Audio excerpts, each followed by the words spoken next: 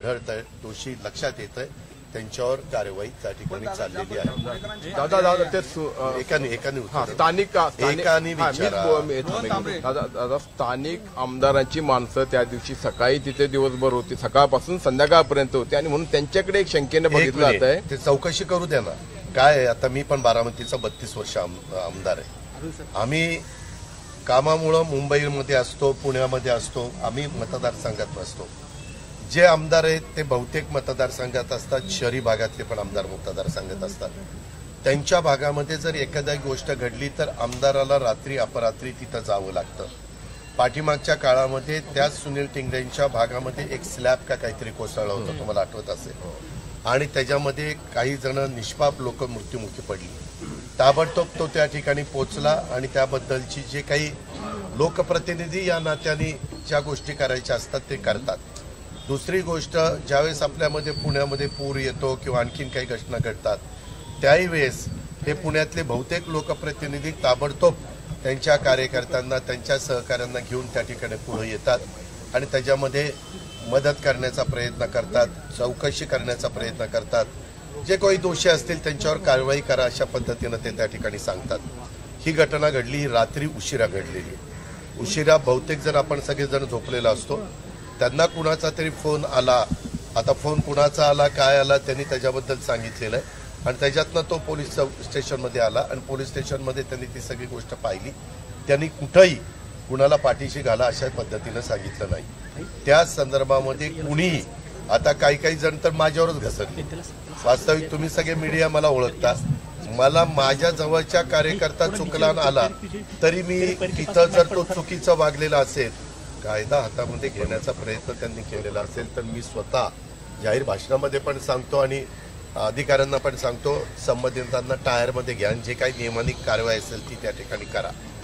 याबद्दल शेवटी आमदार म्हणून, मंत्री म्हणून किंवा लोकप्रतिनिधी म्हणून ज्या ज्या काही गोष्टी असतात त्या त्यांच्या कानावर आल्यानंतर असं कोणी केलं का की याच्यामध्ये ते प्रकरण दाबायचा प्रयत्न केला, घटना घडल्यानंतर ते काय ते तुमचं गुन्हा दाखल करण्याच्या करता जी कारवाई पोलिसांनी करायला पाहिजे ती करून दिली नाही वगैरे, असं काही झालेलं नाही. सगळी गोष्ट ज्या त्या पद्धतीनं झालेली आहे.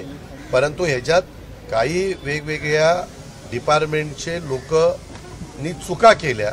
ह्या चुका लक्षात आल्यानंतर चौकशीमध्ये त्यांच्यावर जी कारवाई करायला पाहिजे होती त्या त्या डिपार्टमेंटच्या वरिष्ठांनी ती कारवाई केलेली आहे.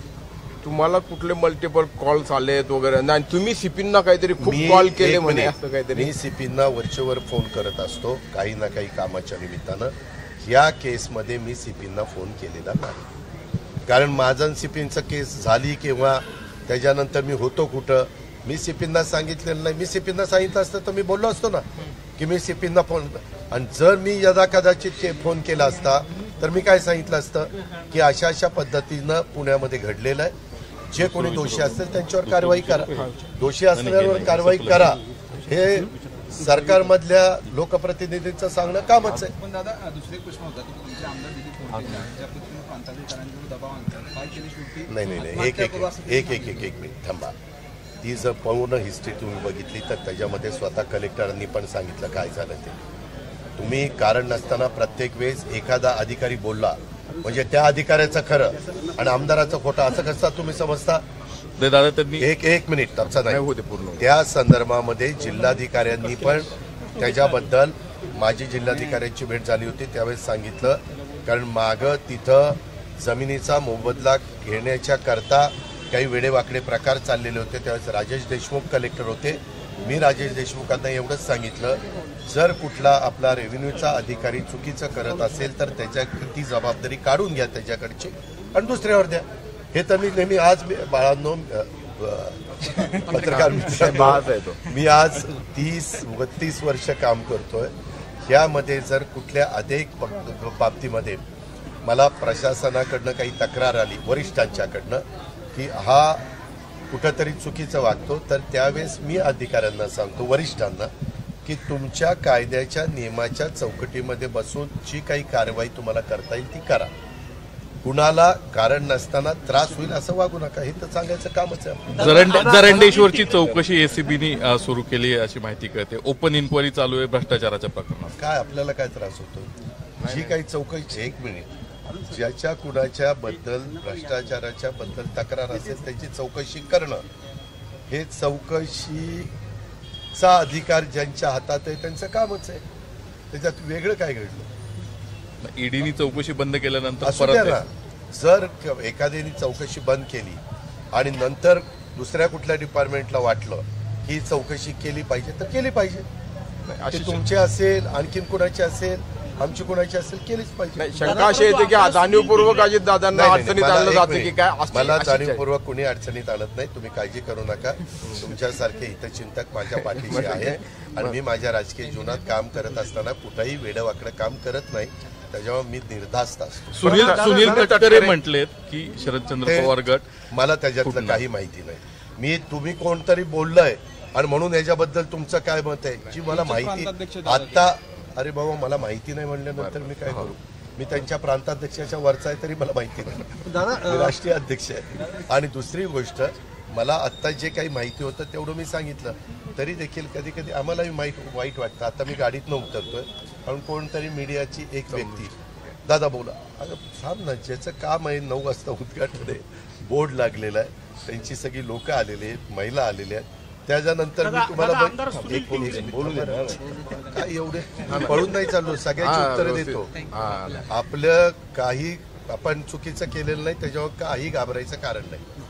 त्याकरता मी ठरवलेलं होतं खाली आल्यानंतर तुमच्याशी बोलायचं आणि त्याच्यातनं पुढे जायचं. आमदार सुनील टिंगरेंचा जो विषय आहे तो त्या दिवशी अपघात झाला, त्या दिवशी पोलीस स्टेशनला गेले. त्यांनी खरं तर जे जखमी आहेत त्यांची चौकशी करणं अपेक्षित होतं. असं न करता ते पोलीस स्टेशनला गेले, त्याच्यामुळे त्यांच्यावर संशय व्यक्त केला जातो. जखमी तिथं कुणीच नव्हतं. जखमी कुणीच नव्हतं. आपण अतिशय एक मिनिट थांबा ना बाबा, आता ऐका ना. त्यामध्ये ऍक्सिडेंट झाल्यानंतर 2 जण, एक मुलगा आणि मुलगी, दोघं मोटरबाईकवर होते. त्यांचं दुर्दैवी निधन झालं. त्याच्याबद्दलच्याच ह्या सगळ्या चौकशा चालल्यात. तुम्ही पण एखाद्या भागातले आमदार असला आणि तुमच्या भागात काही घडलं आणि ऍक्सिडेंट झाला, त्या एरियामध्ये असं काही घडलं, तुम्ही महाराष्ट्रात बघा कुठेही घडलं, तो आमदार जर त्या एरियात असेल, परगावी गेलेला नसेल, परदेशी गेलेलं नसेल, तर ते येतात. त्यांचं कामच असतं आणि त्याच्यामध्ये माहिती. त्याच्यात असं झालं का सुनील टिंगरेंनी ते प्रकरण दाबण्याचा प्रयत्न केला, असं काही झालंय का? नाही, आरोप होतात, ते आरोप बिनबुडाचे आहेत. तावरेंची नियुक्ती शिफारशीवरून झाली. त्याच्यामध्ये अनेक आमदारांना अनेक जण भेटत असतात. बऱ्याचशा आमदार, वास्तविक ते चुकीचं आहे, बऱ्याच राजकीय पक्षाचे आमदार सह्या करून त्यांच्या पीएकडे पत्र ठेवत असतात आणि वर नाव टाकत असतात. तशा पद्धतीनं बदल्यांच्या बद्दल आता माझ्याकडे शेकडो पत्र येतात. म्हणजे मी उपमुख्यमंत्री असल्यामुळे माझ्याकडे येतात. पण माझ्याकडनं पण काही पत्र मी मुख्यमंत्र्यांना देतो, ह्या अधिकाऱ्याची इथं बदली करा, त्या अधिकाऱ्याची तिथं बदली करा. आम्ही बदली करा सांगतो, ती नियमात आहे का नाही ते बघण्याचं काम डिपार्टमेंटचं आहे. त्याच्यामध्ये काही अधिकाऱ्यांचे 3 वर्ष झाल्याशिवाय बदली करत नाही वगैरे वगैरे, अशा सगळ्या गोष्टी असतात. लोकप्रतिनिधींना पत्र नाही दिलं तर कार्यकर्ता नाराज होतो.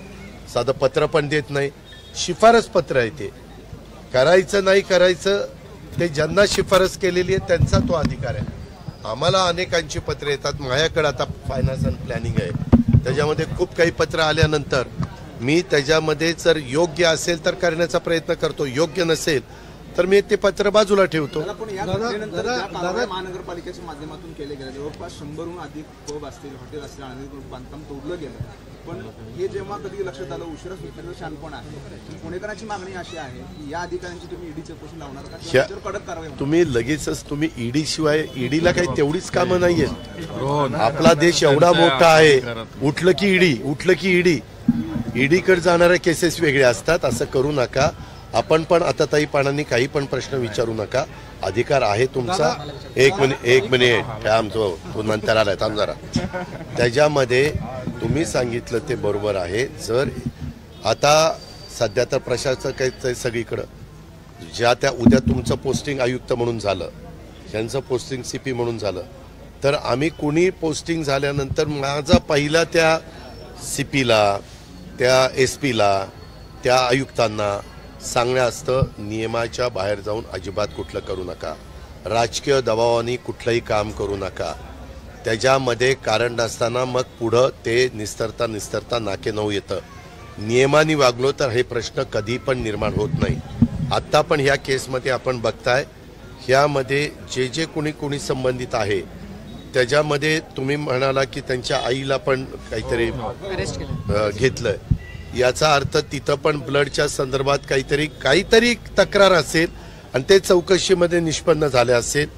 त्याच्यामध्ये रोज आम्ही एवढंच सांगतो की चौकशी अतिशय पारदर्शकपणे करा, कुणाचाही तिथं हस्तक्षेपाला वाव ठेवू नका आणि कुणाच्याही दबावाला बळी पडू नका, कारण ही मॅटर आता जनतेची मॅटर झालेली आहे. दादा छगन भुजबळांचं जे काही सातत्याने जी वक्तव्य येत आहेत महायुतीमध्ये संभ्रम निर्माण करणारे आहेत, अशा पद्धतीने अजिबात संभ्रम निर्माण आमच्यात होत नाही, काळजी करू नका. दादा एक तुम्ही गुटखा बंदी केली होती, आर पाटलांनी डान्स बार बंदी केली, दारूबंदी या पार्श्वभूमीवर पब असेल, बार असेल, डान्स बार असेल, सगळं मूळ दारू आहे, तर राज्यात दारूबंदीचा विचार व्हावा असं वाटतं तुम्हाला? ह्या संदर्भातला निर्णय सरकार घेत असतात.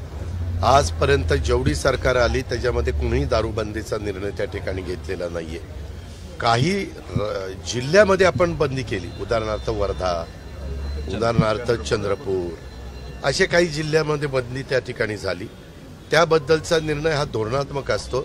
मागं सभागृहामध्ये देखील जसं इथून पुढं दारूची कुठली दुकानं ही देण्यात येऊ नयेत असा एक ठराव झालेला आहे ह्याचा विधिमंडळाचा, आणि त्या पद्धतीनं आपण दारूची दुकानं त्या दिवसापासून बंद केलेली आहेत. आणि आता हा जो नवीन प्रश्न आलेला आहे त्याच्याबद्दल आता आचारसंहिता आहे.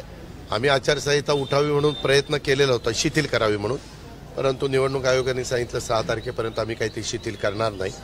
त्यामुळं आम्हाला पण बैठका घेत असताना ऑथेंटिक बैठका अजेंडा काढून बैठका घेता येत नाहीयेत. परंतु आम्ही माहिती तर टँकरचं कसं चाललंय, टँकर व्यवस्थित पिण्याच्या पाण्याचे मिळत आहेत का, कुठं काही चाऱ्याच्या संदर्भातले काय प्रश्न आहे, कुठं असेल, बार असेल, डान्स बार असेल, सगळं मूळ दारू आहे, तर राज्यात दारूबंदीचा विचार व्हावा असं वाटतं? ह्या संदर्भातला निर्णय सरकार घेत असतात. आजपर्यंत जेवढी सरकार आली त्याच्यामध्ये कुणीही दारूबंदीचा निर्णय त्या ठिकाणी घेतलेला नाहीये. काही जिल्ह्यामध्ये आपण बंदी केली, उदाहरणार्थ वर्धा, उदाहरणार्थ चंद्रपूर, असे काही जिल्ह्यामध्ये बंदी त्या ठिकाणी झाली. त्याबद्दलचा निर्णय हा धोरणात्मक असतो. मागे सभागृहामध्ये देखील जसं इथून पुढे दारूची कुठली दुकानं ही देण्यात येऊ नयेत असा एक ठराव झालेला आहे ह्याचा विधिमंडळाचा, आणि त्या पद्धतीनं आपण दारूची दुकानं त्या दिवसापासून बंद केलेली आहे. आणि आता हा जो नवीन प्रश्न आलेला आहे त्याच्याबद्दल आता आचारसंहिता आहे. आम्ही आचारसंहिता उठावी म्हणून प्रयत्न केलेला होता, शिथिल करावी म्हणून, परंतु निवडणूक आयोगाने सांगितलं 6 तारखेपर्यंत आम्ही काही ती शिथिल करणार नाही. त्यामुळं आम्हाला पण बैठका घेत असताना ऑथेंटिक बैठका अजेंडा काढून बैठका घेता येत नाहीयेत.